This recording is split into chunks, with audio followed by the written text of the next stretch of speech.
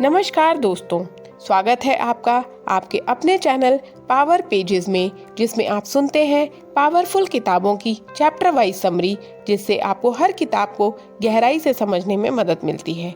तो आइए चलते हैं the power of your subconscious mind किताब के अध्याय 9 और 10 की समरी की रोचक यात्रा पर। आज का विषय है धन, समृद्धि और सफलता। हम बात करेंगे उस शक्ति की जो आपकी जेब से पहले आपके मन में छुपी होती है, और वह शक्ति है आपका अवचेतन मन।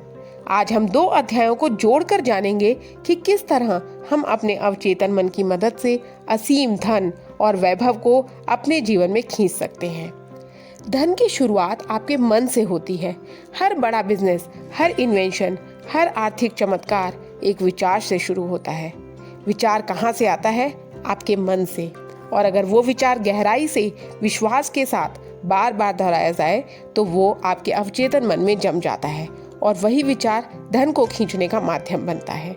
याद रखें, आपके जीवन में जो कुछ आता है वह पहले आपके मन में आता है। धन का चक्र शुरू कीजिए अपनी सोच से। आपको यह मानना होगा कि धन आना मेरा अधिकार है, मैं इसके योग्य हूँ।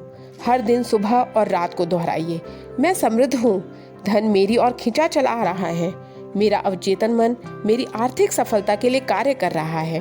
ध्यान, इमेजिनेशन और सकारात्मक पुष्टि यानी कि एफर्मेशन से आप अपने अवचेतन को प्रशिक्षित कर सकते हैं। गरीबी एक स्थिति है। डॉक्टर मर्फी कहते हैं, गरीबी कोई पुण्य नहीं है, यह एक मानसिक स्थिति है जो दोषपूर्ण सोच से उत्पन्न होती है। अगर लोग ऐसा सोचते हैं कि पैसे वाले लोग बुरे होते हैं, पैसे से खुशी नहीं खरीदी जा सकती, पैसा हमारे नसीब में नहीं है, तो ये विचार गरीबी को जन्म देते हैं। इनकी जगह हमें कहना चाहिए, पैसा मेरे जीवन को और बेहतर बनाने का माध्यम है। विजुअलाइजेशन सबसे शक्तिशाली टूल है। रात को सोते समय खुद को सफल, समृद्ध व्यक्ति के रूप में कल्पना कीजिए। अपने मन में चित्र बनाइए कि आप आलीशान घर में रह रहे हैं, अपनी पसंद की गाड़ी चला रहे हैं या दूसरों की मदद कर रहे हैं। धन का डर धन को आपसे दूर करता है। अगर आप पैसे की कमी से डरते हैं तो आप कमी को ही अपने जीवन में आकर्षित करते हैं। अपने मन को भरिए भावनाओं से, कृतज्ञता, विश्वास और समृद्धि की भावना से। धन पाना आपका जन्मसिद्ध अधिकार है। ब्रह्मांड में अपार समृद्धि है। ध्यान दीजिए, यह ब्रह्मांड असीम है।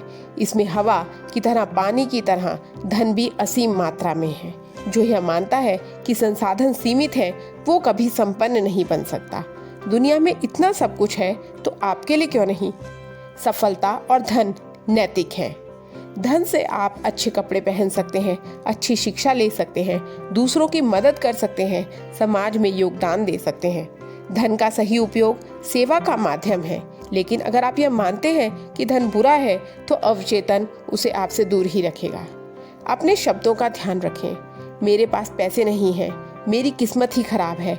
इन वाक्यों को अभी से त्याग दीजिए, क्योंकि हर शब्द एक बीज की तरह होता है और अवचेतन उसे उगा देता है। इनके स्थान पर कहें, मेरे जीवन में पैसे की धारा बह रही है, हर दिन मेरी समृद्धि बढ़ रही है। आत्मसम्मान और धन एक दूसरे से जुड़े हैं। अगर आप खुद को कम आंकते हैं तो आप पैसे को भी खुद से दूर समझते हैं। अपने भीतर कहिए, मैं योग्य हूँ, मैं सक्षम हूँ और मैं समृद्ध हूँ। यह भावना ही धन को आपकी ओर खींचती है। हर दिन प्रैक्टिस कीजिए।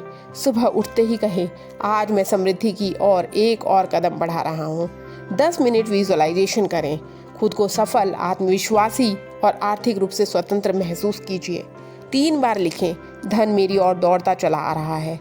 रात को सोते समय एफर्मेशन कीजिए, मेरा अवचेतन मेरी सफलता के लिए जागरूक है। साथियों, धन कोई चमत्कार नहीं है, यह एक विज्ञान है, मनोविज्ञान। अगर आप अपने अवचेतन मन को सही संदेश देंगे, सही चित्र देंगे और सही विश्वास रखेंगे तो धन आपके जीवन में उस तरह आएगा जैसे रोज सुबह सूरज आता है, निश्चित रूप से। याद रखिए, धन की शुरुआत बैंक अकाउंट से नहीं बल्कि आपके सोचने के तरीके से होती है।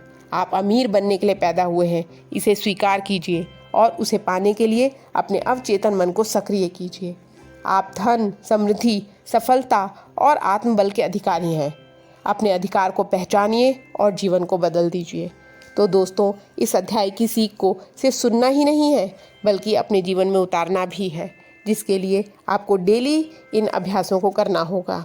यदि आपको ये समरी पसंद आई हो तो इस वीडियो को लाइक और शेयर करें ताकि दूसरे भी इसका फ़ायदा उठा सकें, और मेरे चैनल को सब्सक्राइब करना ना भूलें। मिलते हैं अगले चैप्टर की समरी के साथ। तब तक के लिए बहुत खुश रहिए, आगे बढ़ते रहिए। बहुत बहुत धन्यवाद।